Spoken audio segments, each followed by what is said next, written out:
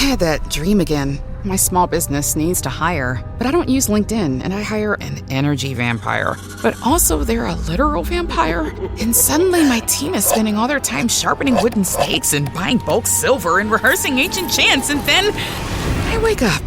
Don't let hiring nightmares ruin your dreams. LinkedIn Jobs' new AI assistant takes insights from over 1 billion professionals to create a short list of the best fits for you. Post your job for free at linkedin.com/quality. Start hiring today with LinkedIn. In 1984, a new wacky ensemble comedy marched into theaters and proved that anyone, and we mean anyone, could wear a police badge.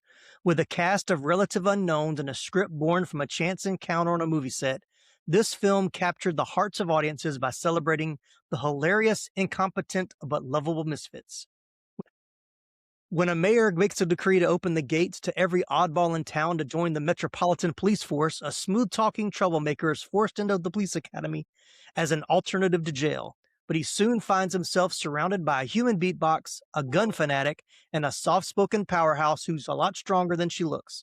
So grab your megaphone, tuck in that uniform, and meet us at the Blue Oyster Bar as Chad Sheppard, Laramy Wells, and Retro Robby and I discuss Police Academy on this episode of the 80s Flick Flashback podcast.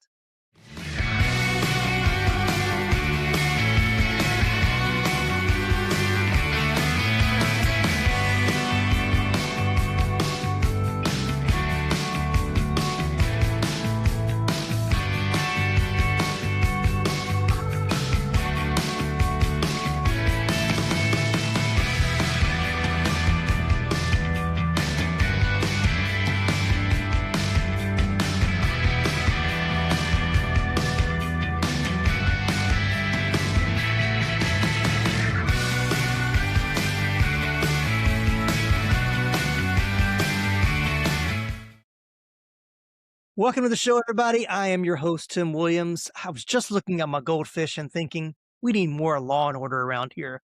So I've called in 3 cadets who have absolutely no business wearing a badge. First is the cadet who wishes he could make sound effects to get him out of trouble. It's Chad Sheppard. How you doing, Chad? Meow, meow, meow, meow, meow. Next up is the guy who swears he's never faked an accent to meet women. It's Laramy Wells. Really? No, I probably have. Not recently, though. No, not recently. And joining us for the first time, the man who loves to play saxophone at beachside fire pits. It's Robby Retro. How'd you know that about me, Tim? Hey, everybody. Hey, Welcome Tim. to the show. Great to be here. It's Chad, Laramy. Great to be on the show. Love the show, and I love talking about the 80s. Awesome. So glad to have you with us this time. So talking about Police Academy, of course, the month of January, as I talked about the last 2 episodes, 2025 was a year. It was a year. That's all I'm going to say about it. So I said, I want to start 2026 with laughing and a January just for laughs. So we did Airplane. We covered Naked Gun. So why not tackle one of the greatest franchises of the 80s, Police Academy, starting with the first one. So this is how we start the show. So we're going to start with Robby this time. When did you see Police Academy for the first time? Yeah, it's like it's always been a part of my life. I mean, wow. I think more as a kid, it would be the sequels. Yeah. And then, always loved Police Academy. Probably wasn't until, I'm thinking the 90s and 2000s. Of course, things in the 90s were so good. And I was just talking to a friend, like, things were so good, you look ahead, and things are good, you look ahead. But then as you're getting into, I think probably 2010s-ish, I think you started looking back. We were looking better. And I remember I was with my dad, and we were flying together. We were flying on a flight, and we were able to watch Police Academy on the plane. And we're just both dying laughing. Like, I forgot how great this was. Oh my gosh. First Police Academy is so good. Yeah. So then it was like, now, going back, it's like, really, the original Police Academy really is an awesome movie. And you think of the empire it launched, franchise it launched, the IP it launched, and I've got a lot of it here. I can But you think the sequels, and you think the cartoon, and you think the Yeah. toys, and it had the toys, and the cartoon had a comic book, a Marvel comic book, which I also have. The movies all had soundtracks, several, like part 4, and I think 6 or 7. They all had vinyl soundtracks with Mhm. big songs, and you had Drew Struzan doing some of the posters, and you had they just took over the video stores back in the day. It was everywhere, Mhm. and I mean, 1984. That's something we could get into later, but what a year that was Oh yeah. Oh yeah. for movies and for franchises and for IPs. But Police Academy is a movie I think now it's maybe starting to get the love it deserves. Because there was a time where nobody wanted to talk about Police Academy, think about Police Academy. Probably by the time you got to the TV series, you Yeah. know, Like 97, I think. right? Yeah. But man, that the original, and even sequels too, 2 and 3. But the original is so good, so Mhm. good. And Mhm. Steve Guttenberg is a legend. Yeah. The Goot. Absolutely. Total legend. He is so great in this. I mean, everybody's on their A game in this movie. Mhm. But when did sorry, the question was, when did I see Police Academy? Yeah, I mean, I grew up with Police Academy, grew up with the sequels, but really appreciated the original. It would have been about 15 years ago when I was really like, okay, that first Police Academy is so. Mhm. Mhm. All right. What about you, Laramy? When did you see it on TV for the When did I first time? see it on TV? I actually don't remember when I saw the first. I do know, I kind of like Robbie saying, like I think the fourth one was the first Police Academy I saw. Okay. I Yeah. know I did not see them in order, and it wasn't until later. Part of me though thinks instead of actually seeing it on television, part of me thinks I rented it Okay. because I'm pretty sure I saw it whenever I did see it for the first time, and it was probably late '90s, early 2000s when I finally did see the first one. Mhm. I'm pretty sure I saw it unedited because there were a lot of the moments that I remember, a lot of things that I'm just like, wow, that's Right. because I mean the fourth one, as much fun as it is, that's when they started going a little bit more cartoonish. Mhm. Mhm. And this one, although has some cartoonish elements, is online with things like Animal House and Mhm. Porky's, and Yeah. Yeah. it rides that Mhm. that line of a rated R movie with a lot of the material that you see. But no, I'm a huge fan, just like Robbie saying.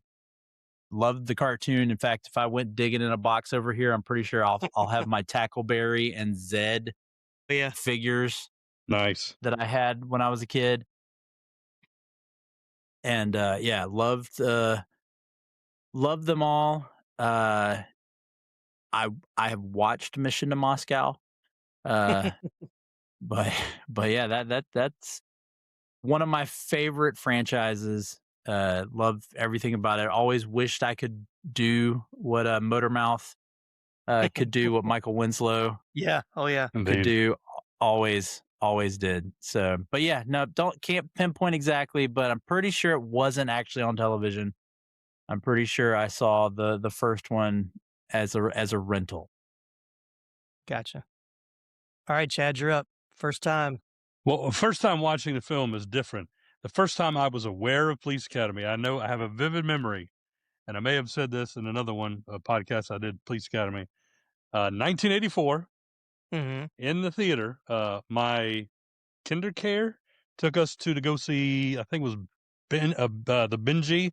Oh, okay. They re-released the Benji, the one from '77, Mm-hmm. where the little girl he falls in love with, the little girl dog dies, and it was horrible.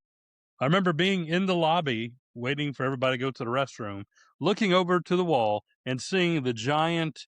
It's on the cover of Mm-hmm. all them together, Yeah. and seeing it, and I have a vivid memory of like, well, what's that?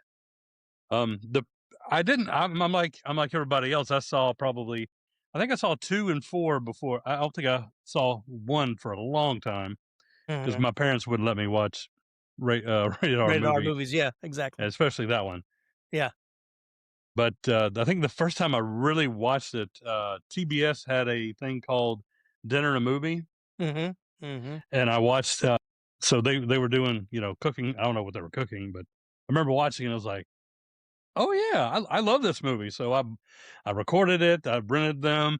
I put them all on a VHS in order. Then I eventually bought them and then the DVD. Probably 90, 98. I think that was when I saw it like fully. Well, it was still edited for TV, but Right. yeah. And then to my gladness, I saw the full cut. So I was like, okay. But Yeah, I'm like you guys. I saw the sequels before I saw the original. I remember seeing 2 on cable. I probably saw 3 on cable. I don't know. I might have seen like 4 and 5 in the theater by that point, but I know I recorded the TV version when it came on, after I'd seen the sequels. So I really remembered the TV edit. So I was probably like 17 or 18 before I saw the unedited version, like when it came on, when the R-rated one came on cable and I was, left to my own devices of what I could watch on TV. So yeah, there was that free weekend of HBO or Showtime or Cinemax, whatever it was. Right, right. I'm pretty sure that's how we had it. Like, I'm pretty sure, like 4, the one I first saw, I'm pretty sure it was a recording off of HBO. It was one of those VHS tapes that, those Polaroid or whatever VHS tapes that I just wore out watching 4 over and over again. Part of me thinks I saw 6 in theaters, but then when I think back to it, I was like, I was 8 when that movie came out. I don't know if I saw it in theaters. Unless I saw it like, it was one of those like dollar theater, during the summer where they just show older movies and I saw it. Yeah. So I don't know if I have seen any of them in the theaters. Of course, Mission to Moscow did not come out in theaters. I was going to say, I was going to watch that one, but it never came out in theaters. That one did not come out in theaters. Yeah, I don't think Police Academy was even a thought in my mind when Mission to Moscow came out. It had been so long. So, like, Police Academy is always a thought in my mind. What are you talking about? I mean, I was moving on to other franchises. I was a true film auteur at that point. I'm just kidding. Yeah, I was excited because when they were filming Mission to Moscow, like Entertainment Tonight did like a whole piece about them filming it. I was like, oh, cool, another Police Academy movie. I'll go see that. Well, it never came out like I said, it didn't come out of the theater. It came on video. No. So yeah. Well, it was HBO. It was like one of the first HBO made for HBO movies. So that's why and I don't think I saw it until I bought the DVD full set. box set. Yeah. And I think that was when I finally saw Mission to Moscow. I think I started it on HBO at some point when I was much older. But I don't know if I can't remember if I ever watched it all through. Well, eventually we'll get there, maybe. No, I don't think because I think that was 6 came out in 89. So, gotcha. Yeah. So there's no way Mission to Moscow. Yeah, I was finally able to get I got a box of complete Blu-ray set of all the Police Academies a couple of months ago. So, because I remember, we'll kind of go into like when's the last time you watched rewatching it for the podcast. So I watched it again probably a year or 2 ago. It's been within the last 3 years, but I could find like all of the sequels on like HBO Max or like one of the streamers, but it was really hard to find like the original Police Academy. So I was able to, I think I ended up having to rent it to watch it, but I was like, man, I wonder why this one's not available. And so that's when I started looking for the Blu-rays. So is it one of those that like change studios? Yeah. Because like that was always my thing with the Child's Play movies. It's like I could always find the box sets, but it would only have 2 and on. It wouldn't have the first one, and I can't come to find out it's because the first one was released by a different studio. Yeah. And of course, now they're all together because every studio ends up buying each other. Yeah. And so it eventually all works out. Yeah, because I think even when I watched my Blu-ray today, it's still like the Blu-ray opens with the Warner Brothers logo, but the movie is not. The movie wasn't originally distributed by Warner Brothers. The sequels I know were. So. Well, my copy of the DVD, to give you an idea how old my copy of the DVD, it's in the butterfly case. Yeah, there you go. And it's one of those that when you put it in, it just starts playing. You There's start no, no menu, no special features. Nope. You don't see the menu unless you let it play all the way towards the end, and Yeah, then it'll it go goes back to a to it. Yep. little menu. Not really any special features. Like there's the trailers, obviously. There's, I think, like little synopsis of the cast and crew. And I want to say there was a making of documentary. I didn't watch it, but Yeah. But yeah, no, that's how old my DVD copy is. Butterfly case and no, like just straight into the movie. And apparently mine's also, I don't know if it's, I mean, again, TVs now are all widescreen televisions, but it had the, the following movie has been formatted to fit your screen. Right. They had to warn you before you took it back. Why are there black bars on my screen? Yeah. Mine was not, but I do think it was getting pulled because when I'm sitting here watching it, I'm just going, some of their faces feel a little fat. Like, so I'm thinking maybe my copy is a full screen copy. Mm. And it just happened to get pulled for, instead of having the black bars on now the left and the right, which is what you get when you watch full screen stuff now, it filled the screen, which I think stretched it a little bit. Gotcha. So. All right. Well, when did you watch it? How long has it been since you rewatched it, Laramy? Real quick. It's been a hot minute. Yeah, it's been a while. And I know I always bring this up as an excuse, whenever I talk about this, but having small children. Kids, yeah.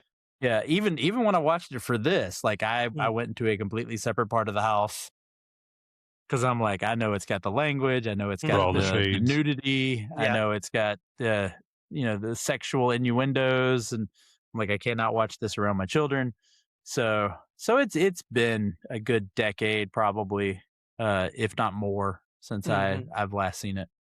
Yeah, rewatching it again, I'm actually surprised. The language isn't quite as bad as I thought it was going to be. It's really more the innuendo and the nudity, but language isn't, like, if it was made today, the language would be a lot worse. But yeah, there was definitely a scene where when he was saying, he said nobody, and I thought he was going to drop the F-bomb, but he didn't. He said something else, and I was like, wow, okay. Yeah.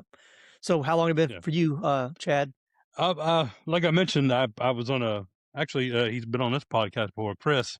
Mm-hmm. He and I talked about Police Academy on his podcast. Oh, okay. Yeah. And I did that one. And that was one of the last times that I had watched it since just a few minutes ago. Gotcha. So, yeah. But, so it's been a year, maybe a little more. So. Maybe. Yeah. Yeah, I don't remember. It's hard when it's the start of a new year. Then you're like, it was last year, right? But you're thinking about 2 years ago because exactly. Yeah. So, well, I think we might have lost Robby. He dropped off our video. So if you're listening to the audio, I sent him a message offline, but I haven't heard back. So I don't know if he had some internet issues. But we'll move on. I'll let you guys team up on the How Did It Get Made trivia game. I give you 5 true or false questions, and you guys can make a consensus about some trivia about how this movie got made. So are you ready? Ready. Yeah. Money. The answer is money.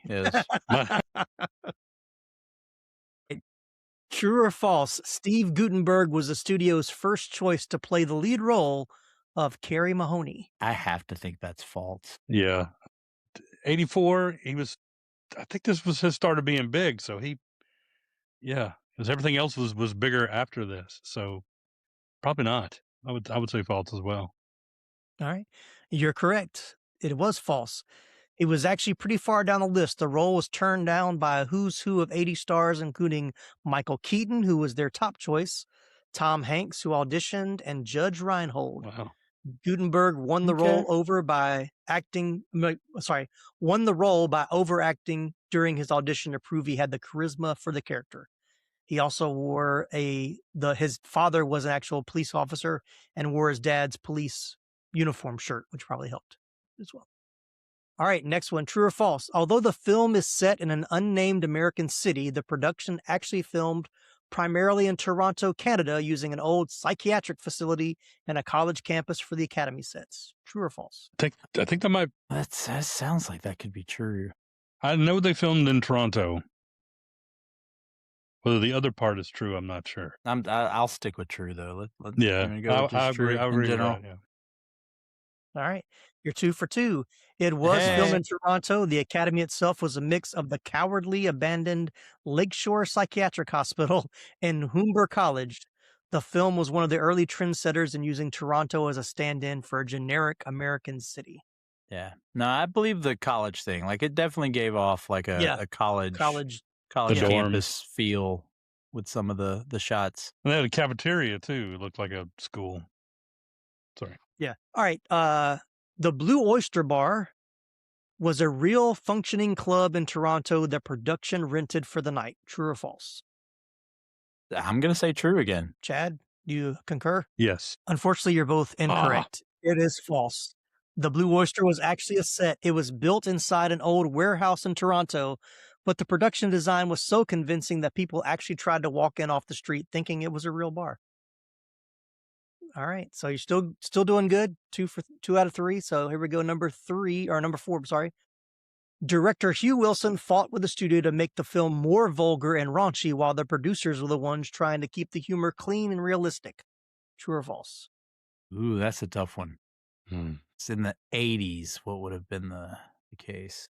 Well, he did. Hugh Wilson I was definitely was director of, or did a lot of stuff for KRP in Cincinnati. He created the show. That is correct. So would he? Man, that's a tough one. I am going to say, and again, Chad, if you want to fight this, you can fight this. I'm gonna say true. I'm gonna think that they didn't want it to be, but I'm gonna think again, we're talking 80s here. So you had, movies like, Animal House and Porky's and movies like that had been successful by being a little bit raunchier. So I'm gonna think they tried to make it raunchier, but the producers and writer, directors, whoever all Tim's talking about, I think they wanted to keep it, hoping they could hit a broader audience, which also would probably explain why there's not a lot of language, and it's more in some of the scenes. So I'm gonna say true on that one. All right, you agree? I'm gonna say false, because I think it might be the other way around. The studio might have been like, "Hey, you need to make him more vulgar," and he was like, "No, we don't need to do all that." So that's why I would say false. I thought that's what Tim was saying. Was that what he's saying? So I thought he said the director. The statement is the director wanted to make it more vulgar and raunchy, but the producers were trying to keep the humor clean and realistic. Oh, so I misunderstood it. Well, then I'll just so that we both on the same page, I'll say false to it as well. All right, good job. It is false.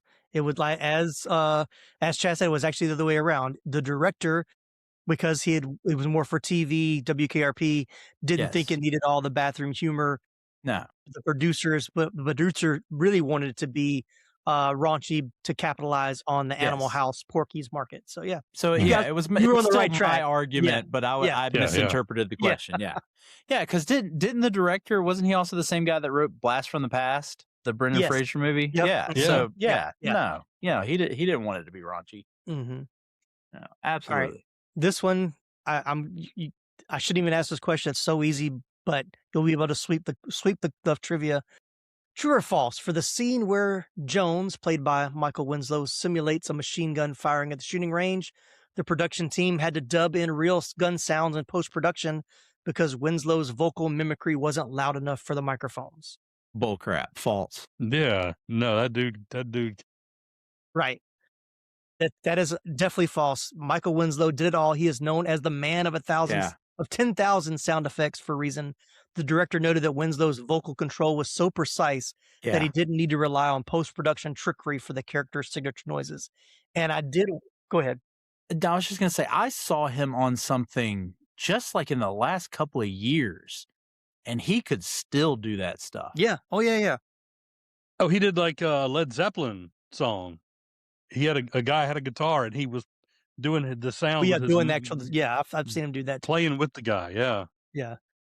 So the Blu-ray that I have has the documentary, the behind the scenes documentary thing from like 2006, I think was the copyright on it. And they told the story that Jones was not even a character in the movie originally, but the director and the producers saw him open for another comic, and they're like, "We got to get this guy in the movie." And they said in the show there was a fireman there, like doing crowd control, whatever, and he asked him if he could use his megaphone thing, the thing that that kind of uses, and that's how he did the sound effects there. And they're like, "We've got to use it. Like that's our sign to use him in the movie." So, No, that's what I loved. I had the toy. I had his toy from the cartoon, and he came with a megaphone. Yeah, it was my favorite character. I'm just gonna. Jones is my favorite character. Yeah. So whether you're gonna ask that question later or not, I'm saying it right now. Right. And we'll get I don't there. know if this will be trivia or not, but it wouldn't, because this is just the first movie. But wasn't Jones and Tackleberry the only two that were in all three, or maybe the Commandant too? But he was in all seven. All seven movies. Yeah, but he's the only one that actually, like, he was in all the movies. I think there's two other people that were in all all 7 movies. But Winslow is the only one that was actually in the TV series as well. So he's the only one to be in every, all of them. So, all right. So the abbreviated story origin and pre-production is: the concept of Police Academy was inspired by real events that transpired in San Francisco while producer Paul Maslansky was filming The Right Stuff. The mayor had an ambitious plan to open the enrollment of the local police academy to anyone, regardless of their height, weight, or any other physical attribute. Apparently, they were in dire need of recruits. A sergeant of the academy reportedly confided in producer Paul Maslansky that they had to accept anyone who enrolled, but they would weed out the less suitable candidates. This intriguing idea sparked his imagination. What if all the recruits actually graduated? He pitched the concept to Alan Ladd Jr., and writers were hired to develop a script. Initially, the original script bore resemblance to movies like Animal House, Meatballs, and Porky's, but Hugh Wilson, the creator of TV series WKRP in Cincinnati, as Chad brilliantly mentioned, was hired to direct. He asked them to remove all of that, but they had a compromise that kept certain bits in the final version. So it was kind of funny that it's kind of somewhat based on a real city's, attempt to open the police academy to the general public. But yeah, fun. All right, well, let's jump into casting. And as I mentioned before we started, this is it's an ensemble cast, so it does have a lot of people in it. We're going to just kind of hit the highlights, and we'll skip over some, but let's start with the Goot, Steve Guttenberg as Cadet Mahoney. Of course, he also acted in 3 Men and a Baby in 1987 and its 1990 sequel. He was also in the movie Diner in 1982, Cocoon in 1985, Short Circuit 1986, The Bedroom Window in 1987, The Big Green in 1995. On television, he started his career in the CBS sitcom Billy in 1979, and he was also most recently on the ABC sitcom The Goldbergs, and he was a contestant during season 6 on the dance competition series Dancing with the Stars. Yeah, and I also have to throw out for Bethany. He was also the Olsen twins' dad, and It Takes Two. It Takes Two. There you go. There you go. And forget that movie. Kirstie Alley, yeah. Yeah. So, but yeah. Fun fact: he got to keep his one in the oven shirt that he wore in the movie. Very nice. But Steve Guttenberg, I mean, like this really launched him. I mean, from this, of course, he got Cocoon, Short Circuit. He was in several of the sequels, at least the first couple. What 2, 3, 4, and 5? I think. No, he's not in 5. That's when he gets replaced by Lassard's nephew. Right. Yeah. So, but he held on for as long as he could. Wonderful. But yeah, he was very happy to be in the movies. All right, next up, we got Kim Cattrall as Cadet Karen Thompson. Of course, we just talked about her recently with our mannequin episode. We also talked about her from Big Trouble in Little China, so you can go back and listen to those episodes to get her backstory. I thought she was a decent... Yeah, she's in this movie. I mean, she really doesn't have anything to do. She doesn't need to be in this movie. Yeah, she's just a love interest to keep Mahoney there. I mean, that's her true. Only kind of, real, yeah. So that's Because even after, like, he's still trying to get kicked out. So it's Yeah. yeah. I don't know. She's my least favorite part of this movie.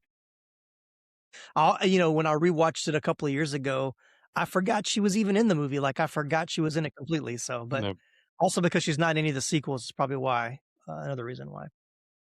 All right, then we got Bubba Smith as Cadet Moses Hightower. Of course, he played in the NFL for the Baltimore Ravens, Oakland Raiders, and the Houston Oilers. After retiring from professional football, he began acting in small movie and TV roles in late 70s, early 80s.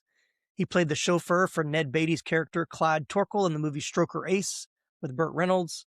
He also starred in the short-lived TV series Blue Thunder, partnering with Pro Football Hall of Fame defensive star Dick Butkus, with whom he frequently co-starred in advertisements for Miller Lite beer.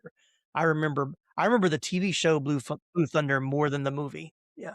Is that the one? Isn't Dana Carvey in that too? Blue Thunder? He's in, yes, I think he was on the Okay. TV show of that. Yep. Okay. That's right. Yep. Because on the more recent like DVD copies, he's prominently showed on the cover, even though his role is very small. Right. Fun fact, early test audiences responded most positively to Hightower out of all the characters, so Bubba Smith was moved to second billing just behind Steve Guttenberg. Which is crazy because he doesn't talk for the majority of the movie. Right. You talk about forgetting that Kim Cattrall's in it. I want to say it's not until I rewatched this that I realized that he does not speak. Yeah. For probably 70% of the movie. It's not until the end, right before he gets kicked out, that he finally starts to speak. Yeah. And he doesn't say a lot then either. Yeah. He's a man of few words. Yeah. Oh, he did, and that's okay. Yeah. He was there for his menacing presence for sure. So then we've got, this is really short, but Donovan Scott as Cadet Leslie Barbara. And yes, that is the name of a male person in this movie. But he was also in Popeye in 1980, Savannah Smiles in 81, Sheena in 84. He was in Best of Times in 86 and Back to the Future Part 3 in 1990. So Get him out of that crap. And he is an actor that if I ever see him nowadays, he's Santa Claus. Yes, that's right. Yeah, he primarily has appears become as Santa like Claus. a professional Santa Claus. Yeah, yep, I did read that for sure. Yep. All right, moving right down the line. We've already talked about him already. Michael Winslow as Cadet Larvell Jones, best known for his role in the 7 Police Academy films. He also appeared in Spaceballs, Cheech and Chong's next movie, Nice Dreams, The Love Boat, of course. If you're in the 80s and you run a love boat, what are you doing? And commercials for Cadbury and Geico. In addition to playing Jones, he also supplied the voice for all public address announcements heard at the Academy. That's awesome. Yeah, which there is an inside joke when the announcement was made for them to all get in their tactical gear before the big showdown downstairs, and the one cadet's like, "Hey, was that you?" He's like, "No," was an inside joke because it really was him because he was the voice. Yeah. It wasn't him as the character, but it was him as the actor that was the voice. So, but yeah. Well, that's funny. It makes sense because the character uses that to get Harris at one point. Yeah. Calling him to Go to the range. office. Yeah. Oh, yeah. And then we've got David Graff as Cadet Eugene Tackleberry. He made his first television appearance as a contestant on the game show The $20,000 Pyramid in December of 1979, where he teamed up with actress Patty Duke. He would later appear on subsequent versions of the show as a celebrity contestant, twice with Duke. As a struggling actor in the early 80s, he also took small roles in popular TV shows, including MASH, The Dukes of Hazzard, Airwolf, Hardcastle and McCormick, and The A-Team. And in the fun fact, in the party scene, he's seen playing the saxophone in real life. He's actually an accomplished saxophone player. Well, which he does later in the series. Yeah, he plays it again, doesn't he? Yeah. He does. He plays it several times throughout the series. Look, this is something I did not pick up on this myself. I found it out later that a really cool, just how well the character of Tackleberry was either written or the way he performed it. But that part where Leslie has the shotgun. Yes.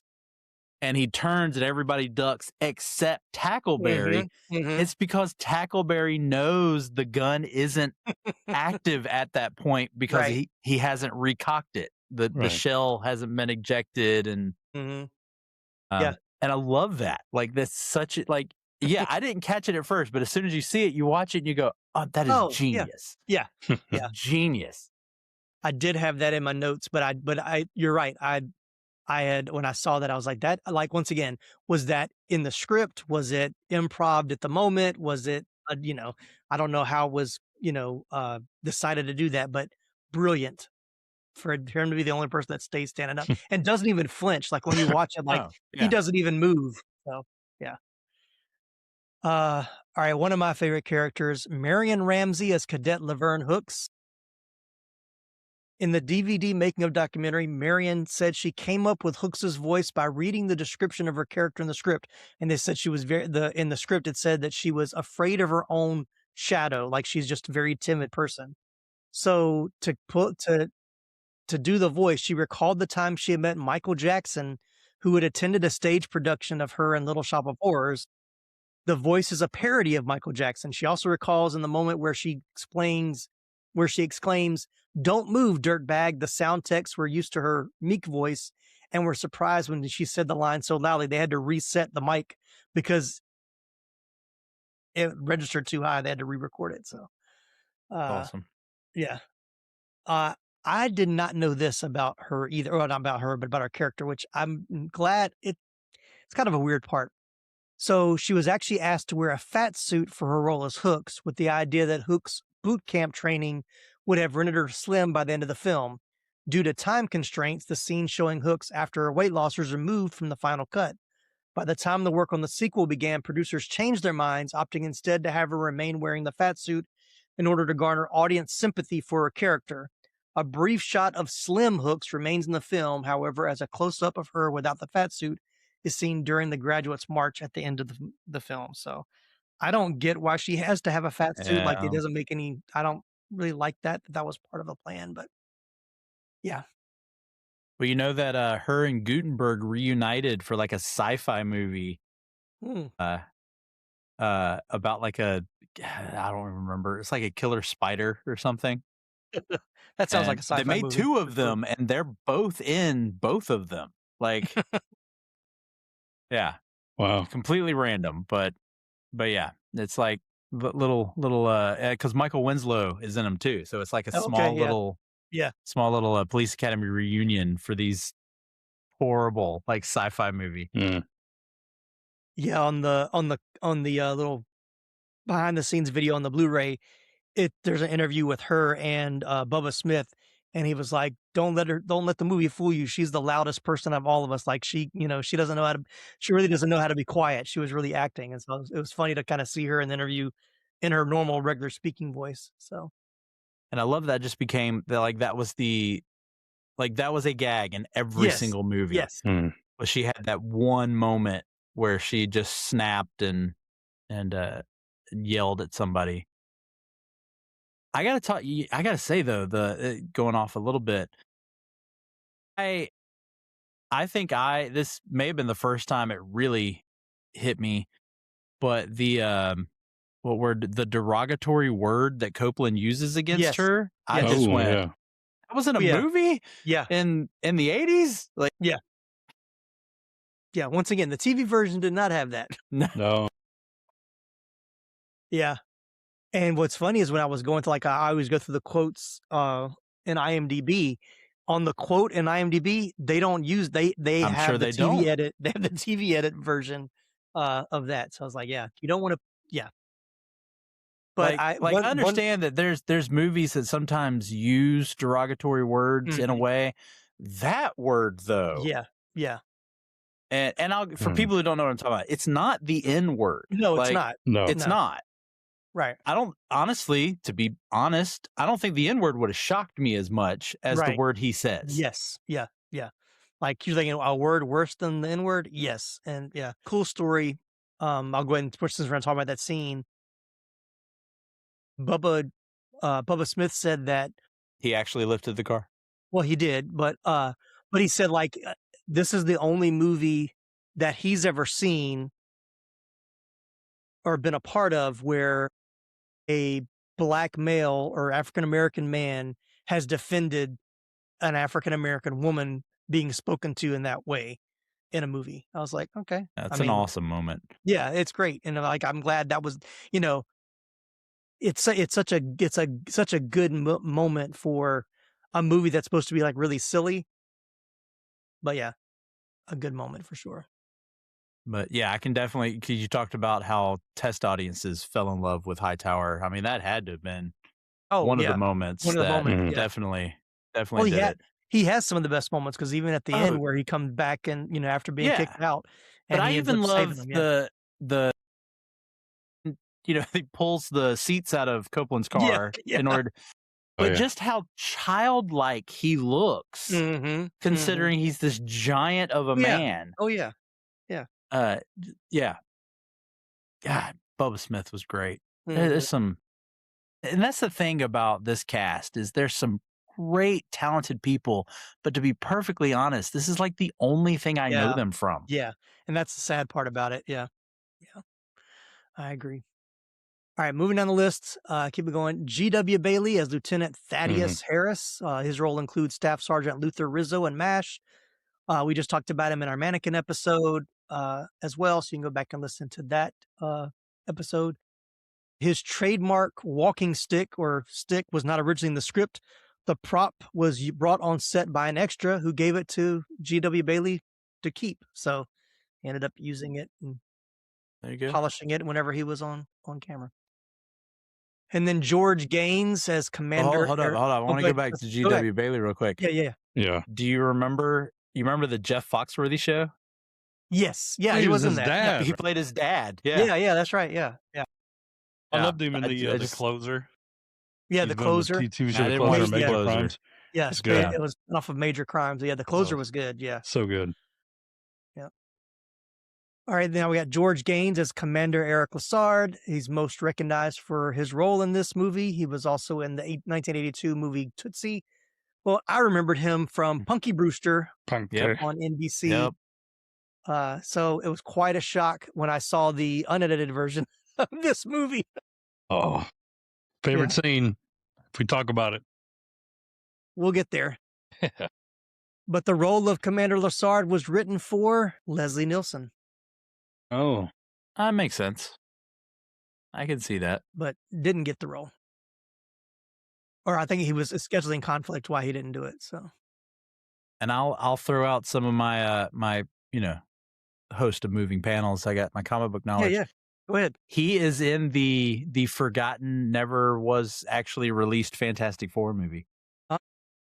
Really? Wow. What was his character? He was just like some scientist, professor type guy. Yeah. Gotcha. What could have been. And then we've got Leslie Easterbrook as Sergeant Debbie Callahan. She also appeared in Private Resort, Murder, She Wrote, Diagnosis Murder, Hanging with Mr. Cooper, Baywatch, Matlock Hunter, The Dukes of Hazzard, of course. In 2005, she replaced Karen Black as Mother Firefly on Rob Zombie's The Devil's Rejects, the sequel to the 2003 horror film House of 1,000 Corpses. In 2007, she played security guard Patty Frost in Rob Zombie's remake of Halloween. Huh. So I've seen her in those. Wouldn't have known it. Yeah. And if memory serves me correctly, no, I'm getting mixed up with somebody else. Never mind. Scratch that. So yeah. But yeah, Leslie Easterbrook. So of course, that's what I know her from. I know her from Police Academy. No, she's Callahan. That's who she is. That's what she is. Yeah. All right, and the last on the cast that I'll mention is just a director cameo. Director Hugh Wilson stated that when it came time to film the driving scene with Hightower at 2:30 in the morning, the actor originally cast as the angry driver was found passed out drunk in his trailer. So Hugh himself ended up playing the role of the angry driver who Hightower crashes into. There you go. Anybody else from the cast that you wanted to mention that I didn't bring up? I mean, there were other people that were, of course, in the movie. They just didn't really do anything else outside of these movies or had much to talk about. A shout out to I forgot what his name is now, the African American who put Mahoney in the police academy. Captain Reed. Captain Reed. Captain Reed was played by, I believe his name is Ted Ross. Okay. who was the Cowardly Lion in The Wiz. Oh, that okay. is, yep, Yeah. that's right. Yeah. Yep. Yeah. Yeah. So yeah, Yeah. I don't even think his name came up with the. I mean, I don't even think his name popped up on the cast when I was pulling up the cast on Wikipedia. So but he's there at the beginning and there at the end. So it's kind of more of a cameo than anything else. So, all right. Well, let's talk about iconic scenes. So, if someone said to you, "Police Academy," what's the first scene that pops in your head? I'll let Chad go first because he seems to be really excited about it. this first slide. Sorry. Yeah, I know we can't talk about it too much. No, we can't. Yeah, let's keep it clean. But oh Clean as we gosh, can. I watched it just before we got on here, and I still laugh every time. Mhm. Like it.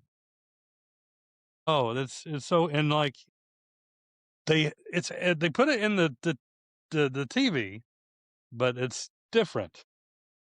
It's not it doesn't catch you like the other one. There's nothing like, you don't see anything.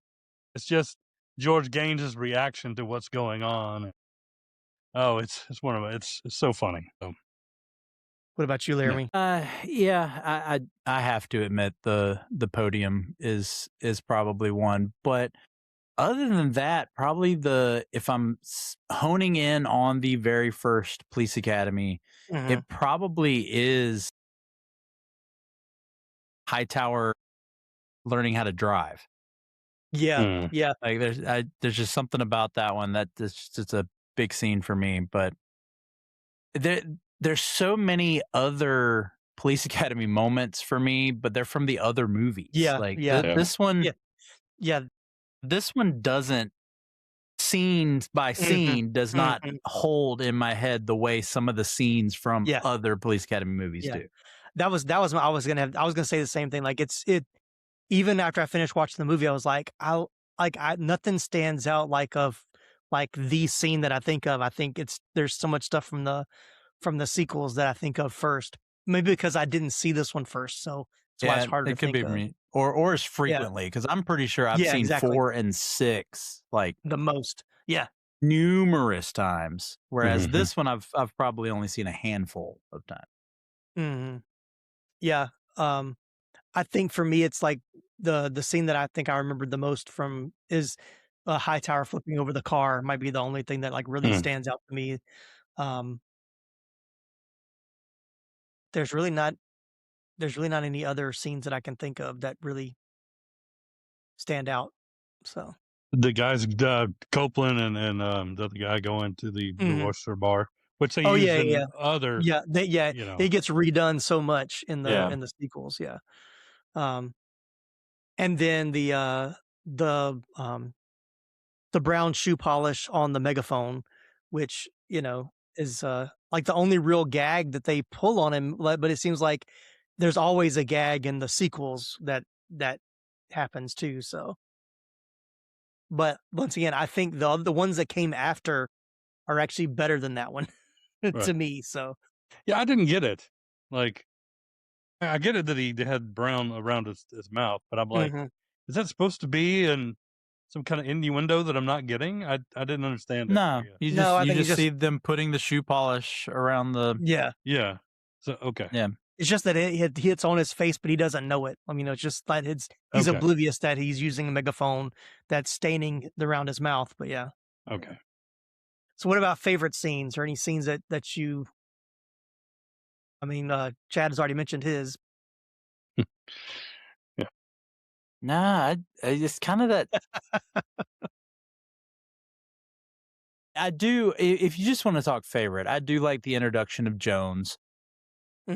With him sitting, especially after Mahoney walks away, and he just pulls his hand out where he's just undone the handcuffs. No call to it. No, it's never brought back to where he gets himself out of handcuffs. He just and then starts playing the harmonica without a harmonica. Yeah. But again, this is just the I like the movie, but the sequels just stick with me so much more. So yeah.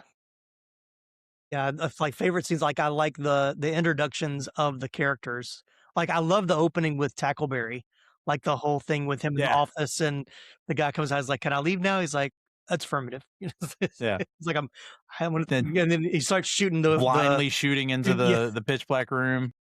Then turning on the light. Yeah. Oh, you guys. Well, what's funny is like because we just covered Naked Gun, it feels very Naked Gun like in that sequence, even though Naked Gun Kinda, came yeah. out after this. Mm. Because it's got the music where it seems like it's going to be serious, but you know it's going to be something really, really goofy and zany. So Well, when was there was the TV show, the Police Squad TV show? Was it Yeah. around this time too? Like, I know it was before the movie. I think it was still after. Still after this? one. Okay. Yeah. No, I think Police Squad was before. Was it? Yeah. It was just 2 weeks ago, and I can't remember. Yeah. I'm pretty sure Talked Police about it. Squad was like early 80s. Yeah, it might have been. Yeah, maybe like 83. I think you're right. Probably the Okay. same time they were filming it. So. I enjoyed, and he's not in any of the sequels, and we kind of blew him off though. But Leslie, Yeah. the thing with the guys who are bullying him, you know, and Mm-hmm. he, you know, has a good arc. And the scene at the end when he's, you know, finally, you know, fighting them and beating them up. Yeah. Oh, yeah, he's like, yeah. you get that stuff and you take it back in there, and they're like, well, it's our stuff. That was funny. Yeah. He's like, Yeah. okay. I did like that he got his comeuppance. You know, he got to defend himself. But you know, let's just once again reality. There are thugs and there are like, you know, bad guys. But why would they pick up the whole like photo booth, which you know we miss those nowadays? Yeah. Who remembers going? Yeah. The drive up little photo booth. Photo booth. Yeah. You dropped off your film and then came back like a 2 week weeks later. Yeah. Yeah. Back we paid 10 extra bucks for 1 hour photo at Walgreens. Yeah. Why are they snickering at my pictures? Yeah. Yeah. But yeah, they put it on the truck and then drive to a bridge to then throw it in the water. Like it's so absurd. And then even how And the the riot fact that gets it was started at the end. buoyant. That was Yeah, impressive. It floated. It does Yeah. float. Yeah. And then like the way the ending with the big riot like was like how that just escalated so quickly. It's like they just needed like the writers like we need something to have this big ending, but it really wasn't very well thought out how that kind of came to pass. Also, the guy who just hands the TV over to the other, here, hold this. It's like, yeah, free TVs. Yeah. Yeah. But once again, like very much like the end of Animal House. It's just kind of, you know, for the sake of having a big moment. Yeah. So I was talking about a couple of scenes and trivia. We would think about some other scenes as well, which this jumped out at me immediately. Due to being filmed out of sequence, the haircut scene of Scott Thompson and Brian Van Hoffman caused problems when it was later determined they would need to be shown arriving at the academy beforehand with their full heads of hair intact. Producers worked their way around this by issuing wigs for all of Scott and Brant's scenes that play prior to the haircut. On the DVD commentary, they refer to the wigs as hair helmets, which they are the worst wigs. Yeah, they're obviously wigs. Yeah. As soon as they showed up, I was like, oh, yeah, that's right. They're going to shave his head because those are the worst wigs I've ever seen. The term tackleberry has become a standard in private security industry to denote an officer who is inordinately fond of firearms and other high-tech equipment, which is awesome. You know, pop culture makes it. I love the music, and I love when I saw this. Composer Robert Folk based the main Police Academy theme on the theme from Stripes, which once again is a lot of similarities between those two.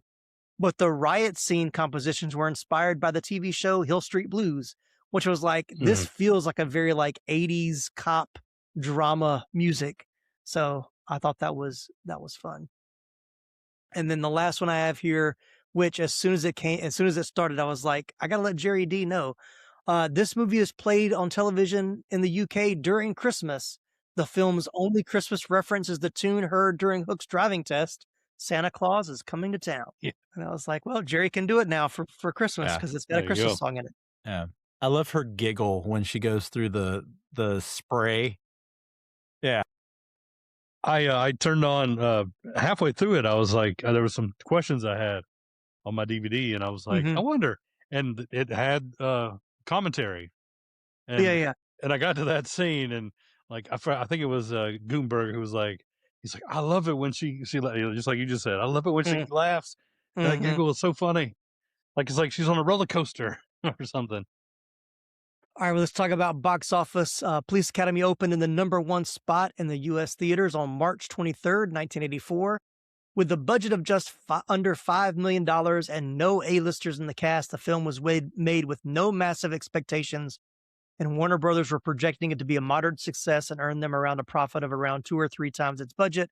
However, despite some stuffy press reviews, the film was an unexpectedly huge box office hit with a worldwide gross of almost $150 million. It was a huge relief for the Ladd Company, which was the actual production company that made it, who previously had made several critically lauded but financially unsuccessful films for Warner Brothers, The Right Stuff being one of them. So, and I also saw that originally it was going to come out in June, but they bumped it up to March because they didn't want it to compete with the other summer of '84 movies that were coming out, like Goonies was '84. Back to the Future was '85. I can't remember the other movies now. But is it Karate Kid or? Yeah, Karate Kid. This was '84. Beverly Hills Cop. Yeah. So anyway, I'm pretty sure none of the rest of them made 6 sequels, though. No, they did not. Probably. Well, I don't know. Glad they didn't. Karate Kid's getting close. Getting close. At this point. That close.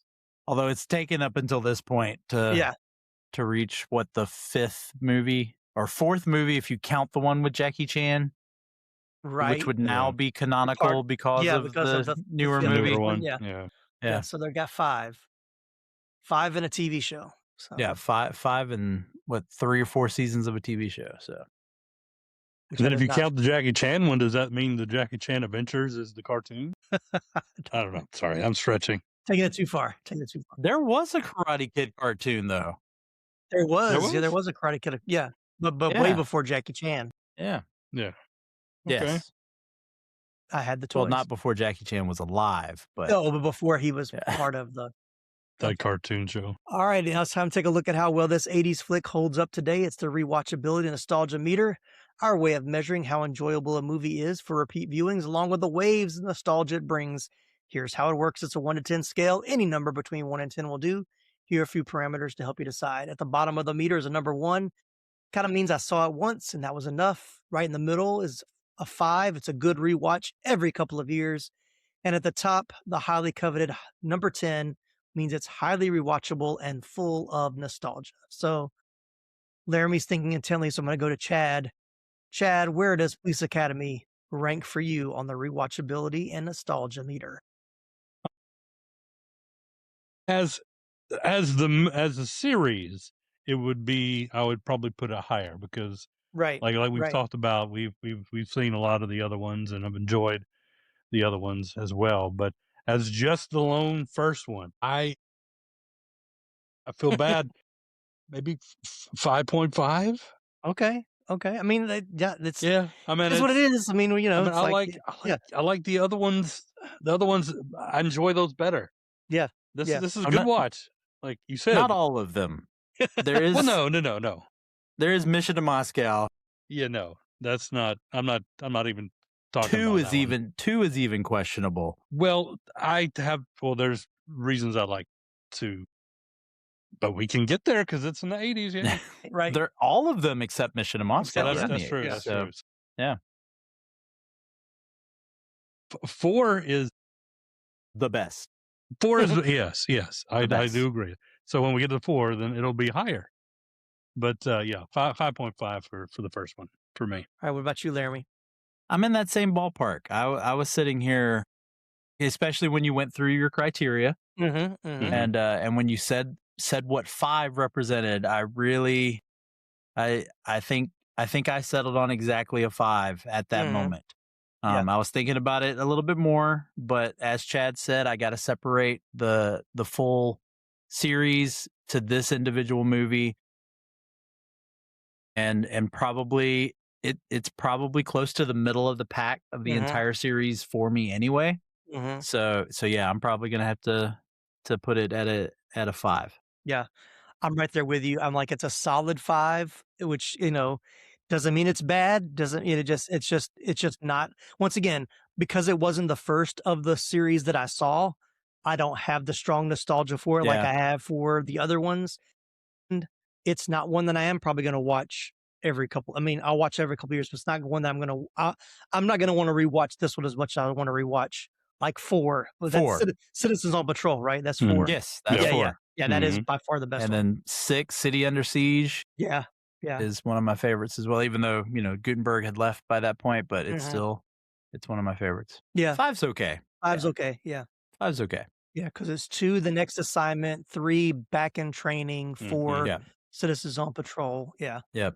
So And yeah, 3's the one where we get introduced to Zed and yeah, yeah, Sweet Chuck and yeah. I love 3. Well, yeah, yeah, that one, yeah. 3 is one of my favorites for sure. So we'll get there. We'll get there. So, all right. Well, let us know where you think Police Academy, the first one, should rank on the rewatchability nostalgia meter.